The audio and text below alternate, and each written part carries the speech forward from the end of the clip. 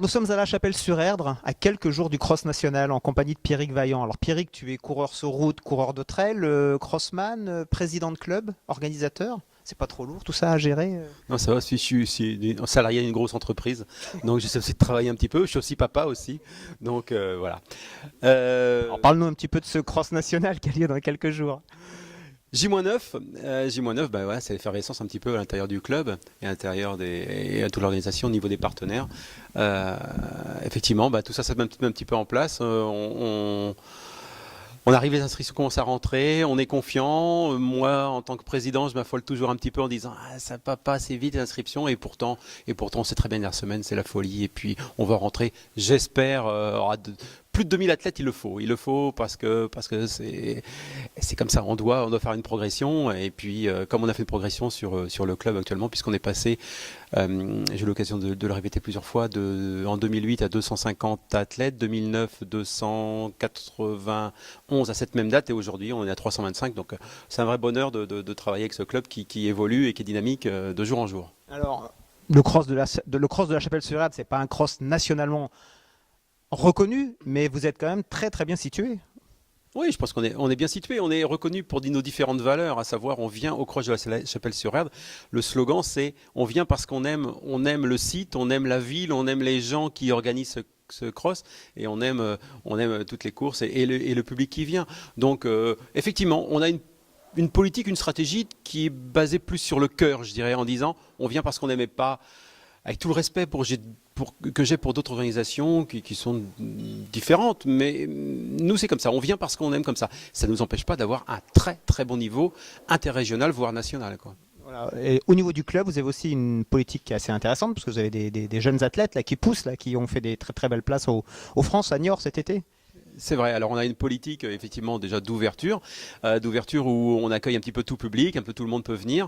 Chacun trouve sa place facilement, mais également de développement un petit peu de l'élite, puisqu'on en est aujourd'hui avec une très belle équipe cadet junior, avec des grosses ambitions sur l'année, puisqu'on a les jeunes qui vont viser le championnat de France, voire championnat d'Europe. Et puis on a eu cette année une championne de France avec Agnès Raharolaï. Qui, C'est dur à dire, mais tu l'as bien dit. oui, non, mais c'est maintenant que je maîtrise bien. Et en fait, Agnès, déjà, elle est super sympa, elle est super jolie, et en plus, sur la piste, c'est quelque chose, et c'est un monstre. Vraiment, quoi, c'est vraiment très confiant. Champion de France du 400 mètres, c'est super de l'avoir dans notre club, on est content. Parle-nous un petit peu d'ouverture au handisport, parce que je pense que vous avez réussi à avoir une athlète là, qui te tenait à cœur, là, qui va venir de Clermont-Ferrand. Oui, c'est ça. Alors au niveau du handisport, bah, ça correspond un petit peu aussi, non seulement à la politique du club, mais à la politique de la ville aussi, qui nous a insufflé ce dynamisme-là, d'aller un petit peu plus vers les handicapés.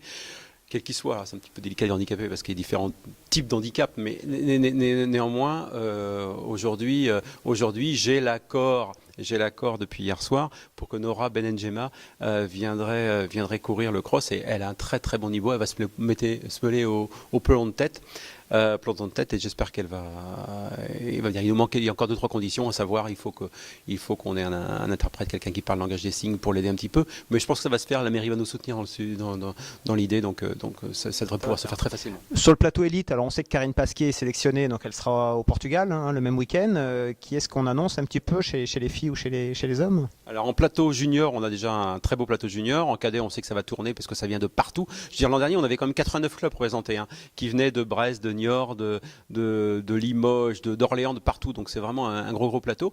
Et puis chez les hommes, alors après dans les seniors femmes, on a des gens comme Marie-Noël Jacquet qui vont bagarrer, Fatia Serbouti, et puis les locales comme Sophie Bino qui va aussi tirer son épingle du jeu. Mais ensuite chez les hommes surtout un très très gros plateau que nous envoyait Patrice Perret, l'entraîneur d'Endurance 72, puisqu'il nous envoyait l'équipe au complet carrément. Et là on a des locaux évidemment des Nantais comme Julien Moreau ou Jérôme Bernard, mais on a aussi Mohamed Serbouti et puis Anouar Assila qui vraiment qui a fait 17e à Londres dimanche devant Freddy Guimard, le tenant du titre depuis 2 ans. Freddy Guimard qui vient de Saran, Fleury les Oblais et qui va revenir ici avec la grosse équipe. Donc très bien.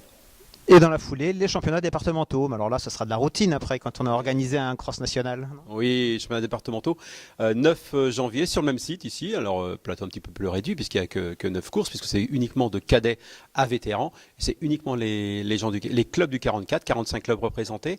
Un gros soutien du comité départemental du 44 et puis après nos bénévoles habituels, nos 150 bénévoles habituels, mais il y aura moins évidemment, il y a moins de besoins, mais on se fait aucun souci, on sait que c'est encore une organisation qui va tourner comme d'habitude très bien et qui fera encore une fois qui validera un petit peu les performances et la qualité de l'accueil à la Chapelle-sur-Erdre. Une belle fête du cross. Eh bien, bon courage pour toute cette organisation. Et puis rendez-vous donc le 12 décembre à la Chapelle. Okay.